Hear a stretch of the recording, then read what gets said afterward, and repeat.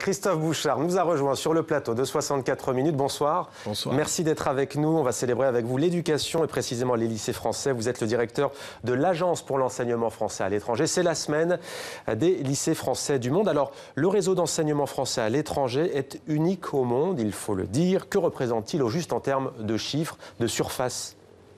Oui, c'est un très beau réseau d'établissements, donc 492 cette année, donc un peu moins de 500 écoles, collèges, lycées, donc partout dans le monde, dans 137 pays, qui donc diffusent l'enseignement français, qui suivent les programmes français, en français, partout dans le monde. 350 000 élèves scolarisés pour la dernière année scolaire.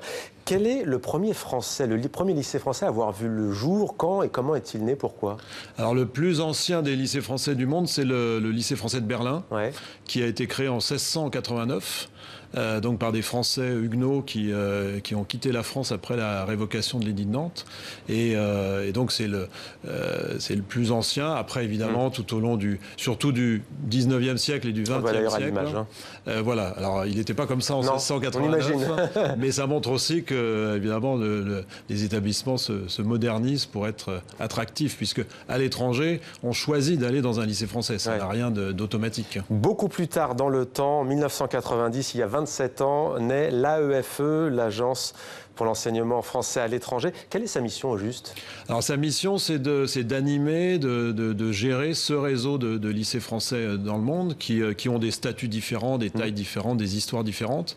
Et l'agence, donc, c'est l'opérateur public qui est chargé de l'animation de ce réseau, qui est aussi chargé de recruter 6500 enseignants, personnels de l'éducation nationale, qui ensuite sont envoyés dans ces écoles pour enseigner donc à 350 000 élèves en tout. Qui sont ces élèves?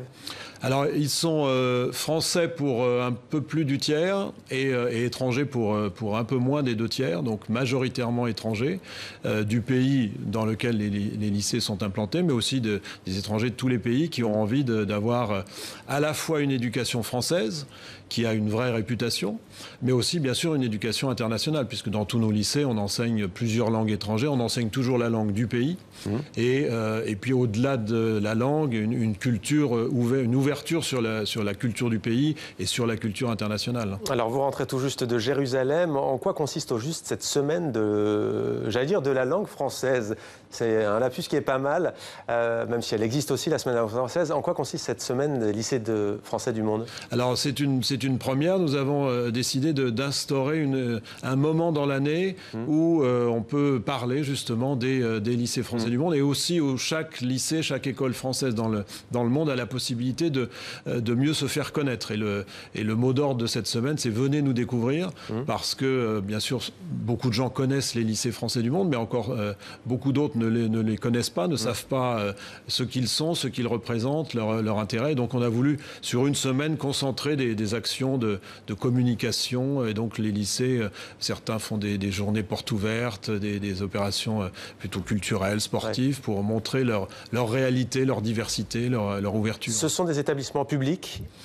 Alors, il y a des établissements publics qui sont gérés directement par l'agence, mais il y a aussi beaucoup d'établissements privés. Combien ça coûte avec lesquels l'agence a des relations. Alors, le prix moyen, puisqu'évidemment la gratuité de l'enseignement français ne s'applique pas à l'étranger, et donc le tarif moyen, c'est 5 000 € par an et par enfant. Dans le public et dans le privé? Dans tous les établissements, puisque tous les établissements, à de rares exceptions près, sont payants. En ces périodes de coupe budgétaire, vous n'échappez pas à la règle. C'est, semble-t-il, compliqué. Est-ce que vous avez des craintes pour l'avenir? Alors c'est vrai que nous sommes dans une période budgétaire compliquée. Nous mettons tout en œuvre pour que cela ait le moins de conséquences possible sur la qualité de l'enseignement, parce que nos lycées sont réputés pour la qualité de l'enseignement. Donc nous travaillons pour cela, et aussi pour faire en sorte que justement les frais de scolarité n'augmentent pas trop. Il y a un système de bourse scolaire aussi pour les élèves français à revenus modestes, et nous essayons, avec l'aide de tous, encore une fois, de passer Mais vous sentez une inquiétude des parents, notamment des élèves qui ne sont pas de nationalité française? Il y a une préoccupation de tout le monde, je dirais, sur l'avenir de ce réseau, mais je crois qu'on est tous mobilisés en tout cas, et je crois que tout le monde doit se mobiliser pour cet outil qui est formidable pour l'influence française, pour la culture française, pour la langue française dans le monde.